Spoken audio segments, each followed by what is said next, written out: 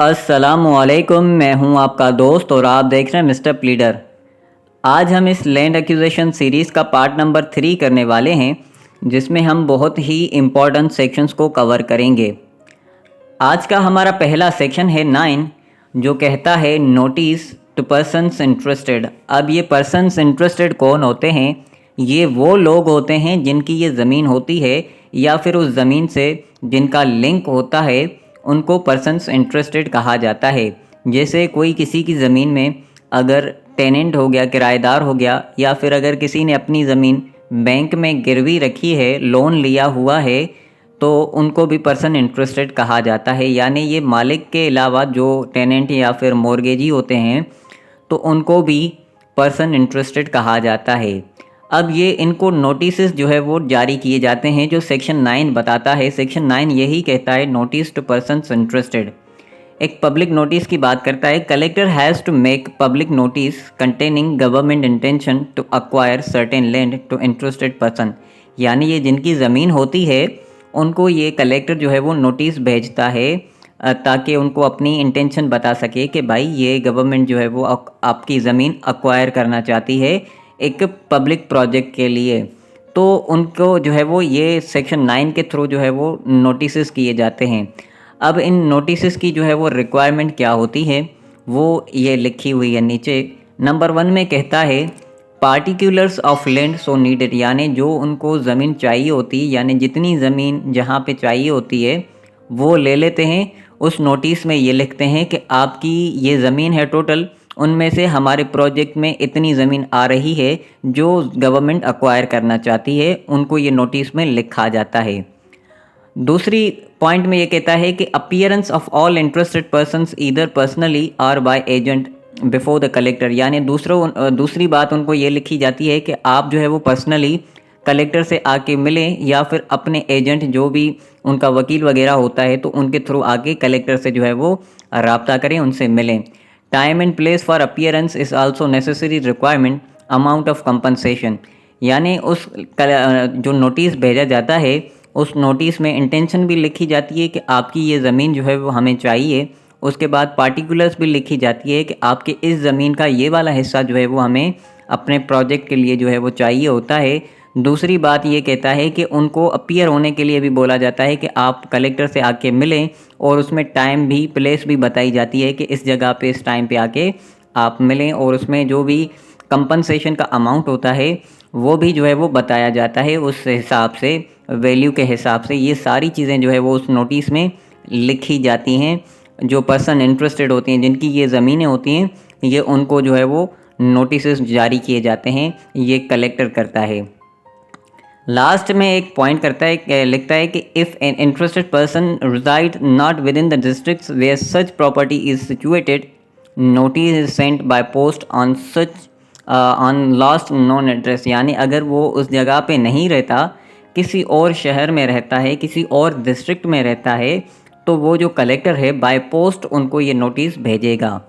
तो ऐसे नहीं है कि अगर वो वहाँ पे नहीं रहता तो उनको नोटिस नहीं भेजे जाएंगे, उनको नोटिस ज़रूरी भेजे जाएंगे, ताकि वो भी कलेक्टर से आके मिलें, और टाइम प्लेस उसमें बताई जाती, हर चीज़ उस नोटिस में बताई जाती है, जो सेक्शन 9 में लिखा गया है कि notice person interested, notice to persons interested.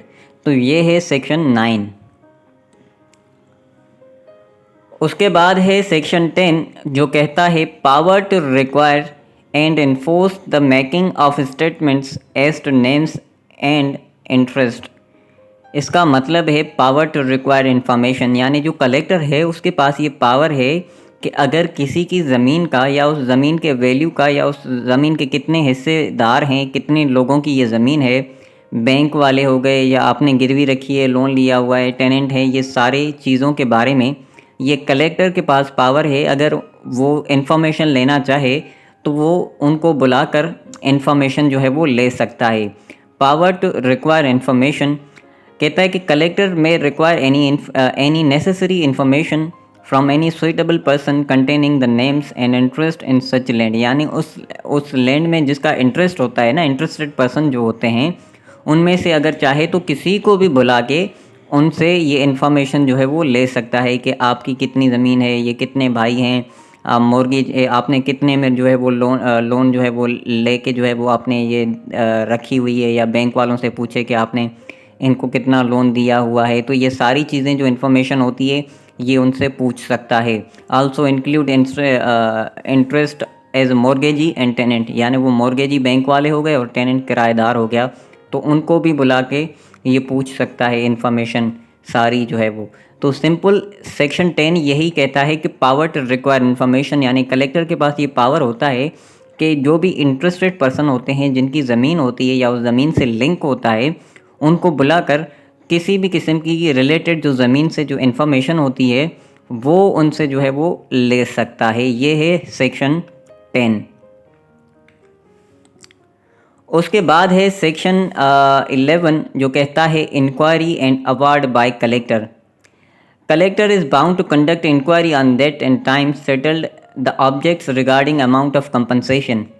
ये सेक्शन 11 यह कहता है कि जो नोटिस में उनको कंपनसेशन वगैरह बताई गई थी, पार्टिकुलर्स ऑफ लैंड भी बताया गया था कि आपको आपकी ये ज़मीन जो है वो गवर्नमेंट एक्वायर करना चाहती है और वैल्यू के हिसाब से आपका ये अमाउंट बनता है। अगर उस पे किसी का ऑब्जेक्ट है या ये कहता है कि आपने हमारी ज़मीन ज़्यादा ले ली है और आपने जो डॉक्यूमेंट्स में लिखा है वो कम लिखा है और पैसे हमें कम दिए हैं, ऐसे टाइप का अगर किसी को कोई भी ऑब्जेक्ट होगा तो उस पर इंक्वायरी की जाएगी। तो ये सेक्शन इससे रिलेटेड है कि मतलब अगर किसी का भी कोई इशू है, कोई ऑब्जेक्ट है कंपनसेशन पे या ज़मीन पे, तो उससे रिलेटेड जो है वो इंक्वायरी जो है वो करवाई जाती है, जो कलेक्टर करवाता है। आगे कहता है कि true area of land required the appropriation of amount of compensation, appropriation of compensation among all the person interested in the land. Simple बात है कि अगर जो है वो जो अमाउंट बनता है या ज़मीन जितनी उनसे ली गई है या कम वैल्यू पर ली गई है, ये सारे जो इश्यूज़ होते हैं, अगर किसी को कोई ऑब्जेक्ट होता है, कोई मसला होता है, कोई प्रॉब्लम होता है उससे डिसीजन से या उस अमाउंट ऑफ कंपनसेशन से, तो वो कलेक्टर को जो है वो ऑब्जेक्ट करता है और कलेक्टर जो है वो सेक्शन 11 के तहत उसकी इंक्वायरी करवाता है, जिसको inquiry and award by collector बोला जाता है। अवार्ड का मतलब होता है डिसीशन। ये अवार्ड वो ट्रॉफ़ी नहीं होती, ये डिसीशन को बोला जाता है। तो कलेक्टर यही फर्स्ट लाइन में यही कहते हैं कि collector is bound to conduct inquiry on date and time settle the objects regarding amount of compensation.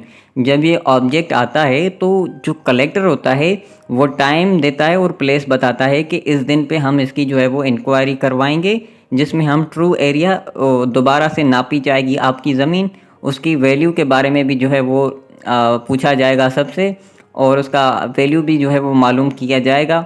और जो अप्रोप्रिएशन अमाउंट ऑफ कंपनसेशन है या फिर आपके जो 3 भाई हैं, तीनों का जो हिस्सा है वो आपको सेपरेट जो है वो दिया जाएगा। तो ये सारी चीज़ें जो है वो दोबारा से इंक्वायरी की जाती हैं और जिसका ऑब्जेक्ट होता है उसको एक बार फिर से अवार्ड जो है वो दिया जाता है। अवार्ड का मतलब होता है डिसीजन, लास्ट जो जजमेंट होती है ना, उसको बोला जाता है। ये सारी चीज़ें दोबारा चेक करने के बाद इंक्वायरी फाइनलाइज़ की जाती है, जिसको अवार्ड बोला जाता है।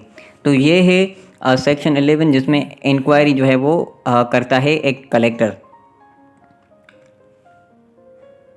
उसके बाद हमारा एक सेक्शन है 12 जो कहता है award of the collector when to be final. ये जो है वो कब फाइनल होगा, ये सेक्शन ये कहता है कि such award shall be filed in the collector's office and shall be final whether they have respectively appeared before the collector or not of the true area and value of the land। यानी जो section 11 में हमने बताया कि inquiry के बाद या ऐसे ही अगर किसी कलेक्टर ने कोई डिसीजन या अवार्ड दे दिया है कि ये हमने इनकी इतनी ज़मीन ली है, इतने वैल्यू के हिसाब से ली है, इनके इतने पैसे बनते हैं और हम इनको जो है वो ये पैसे जब इनसे पोजीशन लेंगे तो इनको दे देंगे ये।